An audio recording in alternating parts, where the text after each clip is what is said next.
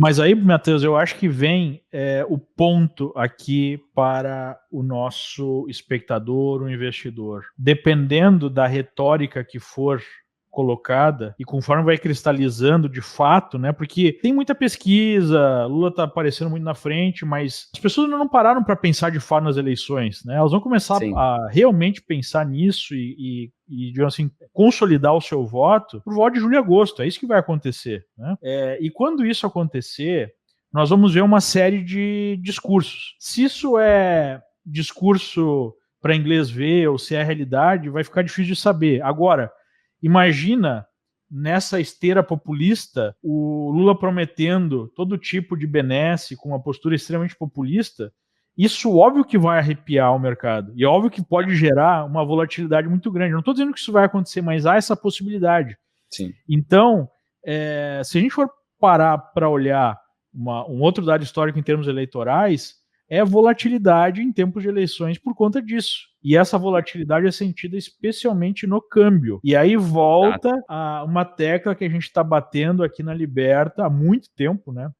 Sim. Eu suspeito de falar porque eu pessoalmente fiz esse movimento, né? Hoje eu moro aqui nos Estados Unidos, obviamente por morar aqui tenho a maior parte do meu patrimônio em dólares, mas a gente está batendo na tecla que o brasileiro precisa diversificar os seus investimentos no mundo, porque a gente sabe que quando o negócio aperta, o câmbio que é a válvula de escape, né? O câmbio é o fator que fica no meio, né, entre esses dois aspectos, né? É a realidade que não pode ser controlada pelo governo, né? Ou pode ser controlada por algum tempo, né? Então, a minha primeira grande operação no mercado, quando eu fiz a minha primeira grande tacada, foi exatamente uma situação política.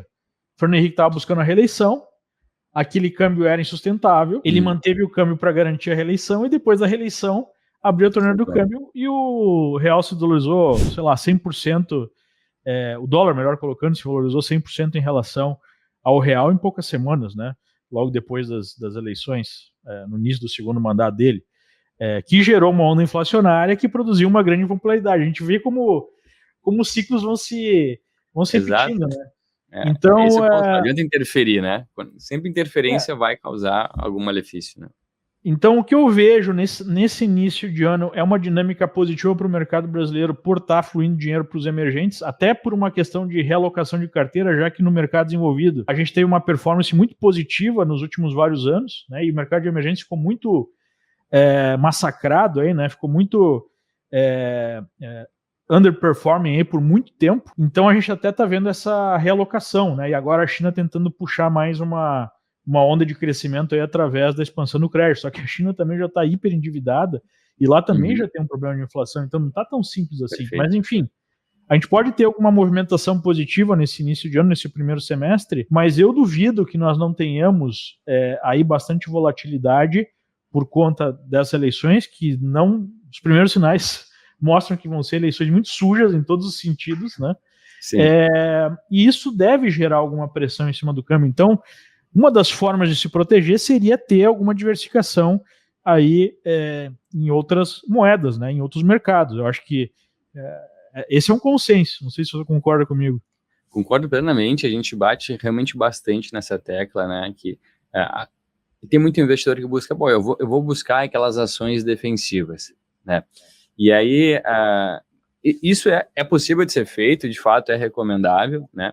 Mas até hoje de manhã estava rodando um estudo bem interessante aqui, né, para alguns métodos estatísticos que a gente chama de DIF and DIF, né, que é para tentar ver se a volatilidade dessas ações de fato era menor, né, estatisticamente falando, ao longo de um processo de eleição. Assim, a bolsa inteira aumenta a volatilidade, as estatais um pouco mais, as empresas de dividendos um pouco menos, mas estatisticamente não é significativo, porque a bolsa inteira aumenta a sua volatilidade no ano de eleição. De fato, a proteção que tem que ser feita é em moeda forte, né?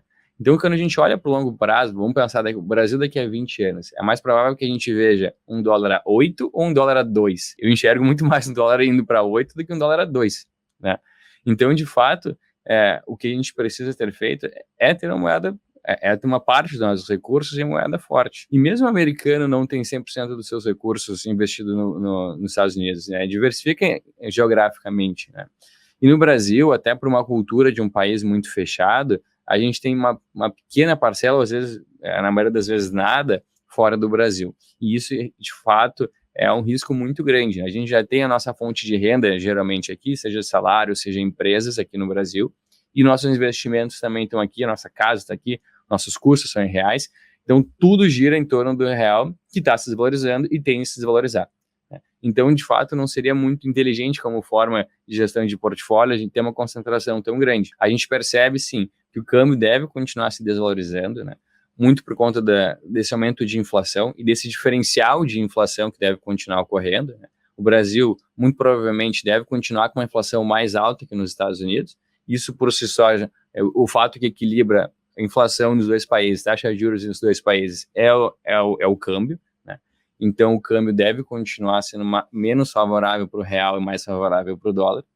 Então, de fato, é importante que a gente tenha uma parcela dos nossos investimentos, do nosso portfólio alocado no exterior. Hoje, a gente consegue, mesmo aqui do Brasil, comprar alguns fundos de investimento que tenham alocação no exterior e que sejam cotados em dólares, por exemplo, né, via as plataformas de investimento. E também a gente aqui na Liberta pode oferecer, de fato, investimentos lá fora via um braço operacional da Liberta Global. Então, isso acaba sendo uma forma interessante e inteligente dos investidores diversificarem as suas carteiras. Não só por causa do fenômeno da eleição, mas também por causa do fenômeno da eleição, mas olhando como gestão de portfólio mesmo, a gente percebe que geralmente bolsa tem uma correlação inversa com o dólar. Então, quando a gente mistura esses dois ativos, a gente acaba até tendo uma volatilidade mais baixa da nossa carteira, né? Isso por si só já é muito interessante. E a gente aumenta nosso potencial de retorno, né? Porque por mais que eu vá perder um pouquinho quando outra sobe, né, dada a correlação inversa, na maioria das vezes, quando a gente mistura esses dois ativos, eu tenho um portfólio com risco menor e com retornos mais altos. Então, a gente recomenda muito fortemente que os investidores e os clientes tenham uma participação relevante, né, do seu portfólio no exterior, via de fato remessa e alocação lá fora, ou via os produtos que aqui a gente consegue oferecer, enfim, outras casas também conseguem. Eu acho que são duas formas das pessoas se protegerem. Primeiro, né, especialmente isso para o público geral, até quem não tem muita experiência de mercado, diversificação. Diversificação dentro do Brasil, ou seja, em diversos ativos de classes diferentes, e alocando em ativos denominados em moedas fortes, seja dólar, seja euro, né, seja ien, enfim. Tem uma carteira diversificada, bonds, ações de vários locais, de várias naturezas. Isso é uma forma de você ser mais resiliente, porque se eventualmente a nossa tese está equivocada e que, de fato, seja feito um governo, qualquer que seja o candidato que ganhe mais pragmático, o mercado brasileiro deve se recuperar. E aí você tem uma parte da carteira tendo uma boa performance. Perfeito. Se, por outro lado, de fato, há desastre, né, você tem uma proteção em moeda forte. Então, isso acaba gerando aí algum retorno médio melhor frente ao risco que você corre.